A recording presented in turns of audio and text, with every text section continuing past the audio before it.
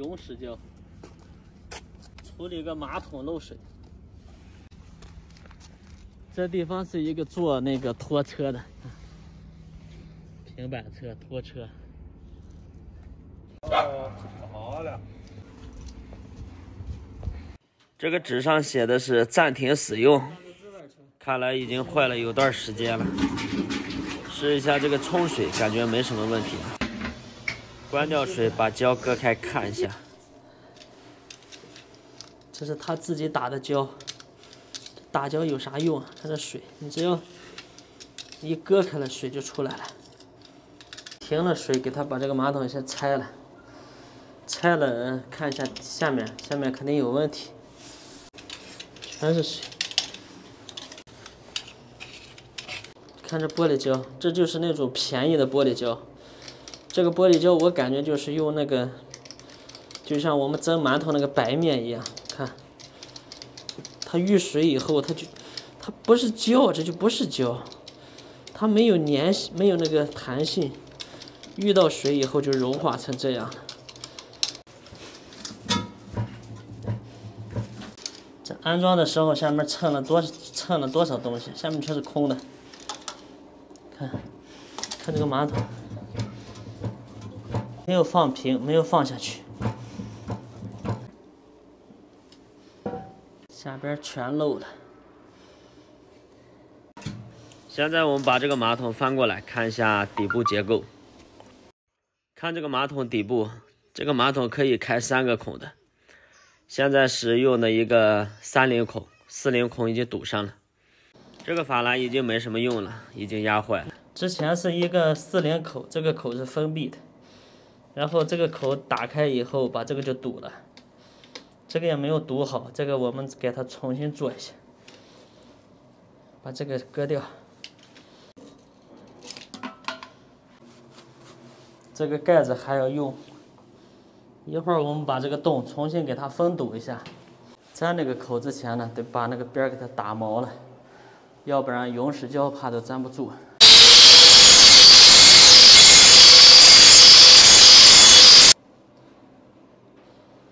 这盖子明显就不配套，小了。这个胶是白色的，这个胶嘛有好几种颜色，我们日常用的有透明的、白的，还有黑的。弄这个胶没有地方了，弄到地上也不好，就在这个马桶上面给它和吧。这个是固化剂。现在是冬天了，这个固化剂要多来一点，要不然干得太慢了。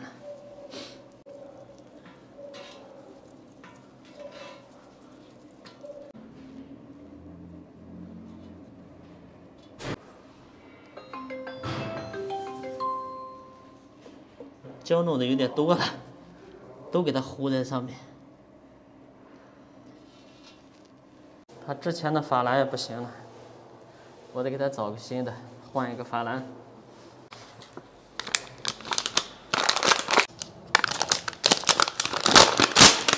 买马桶我们还是能买单孔的就买单孔的，单孔的就不会有这个问题出现。这双孔的就，但是它也有它的好处，即使你不良坑具，你买回来就可以用。弊端就是可能容易漏水。这个马桶它刚才没有放下去的原因就是咣当咣当晃，就装的时候它压到这个边上，那个 PVC 管没有压到这个圈里面，它压到这个边上，法兰压走位了，所以会放不下去，然后咣当咣当晃。还有就是法兰圈跑偏了，所以就漏水。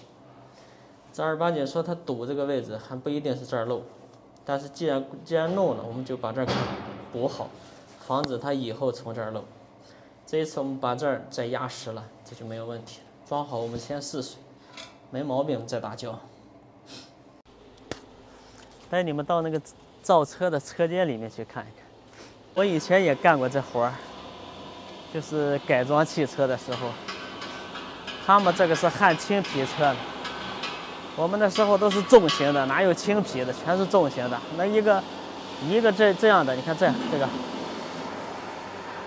我们山西大同就是10几年以前吧，就这一个要做到16米长，然后要拉120吨。现在这一个皮才拉的40到50吨左右。不过现在它限制了，不能多拉。那个时候上眉山的话，那你排队排老长了，所以要拉得多。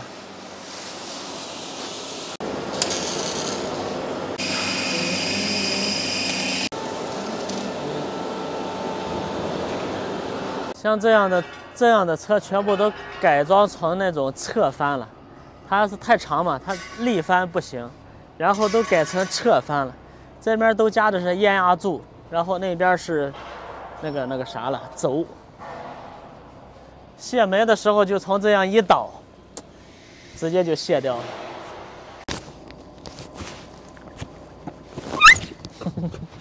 出去溜了一圈，现在干了，看，梆梆硬。现在你摸上来是烫手的，已经干了。把这个法兰给装上去。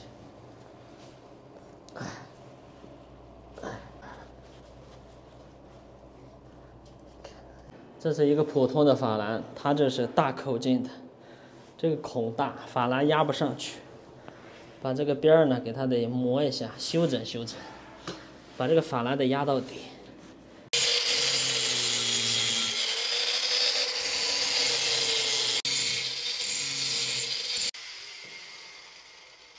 两边的轮已经给它磨下去了。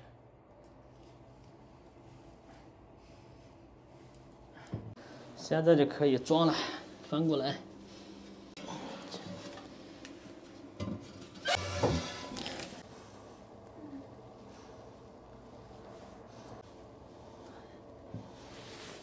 来，这回看。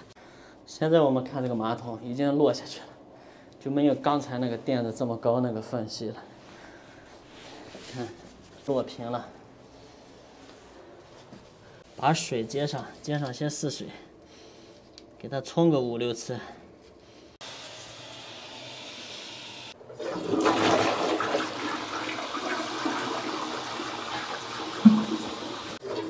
冲几次以后，这个边上没有渗漏，我们就可以打胶了。最近这个胶涨价涨得厉害，都快用不起了。就像刚才我们拆的那个胶，业主他自己买的那个像白面糊糊一样的那个胶，那也不能用。那个胶倒是便宜。装了以后被人骂，这个维修的活呢就完成了，收钱走人。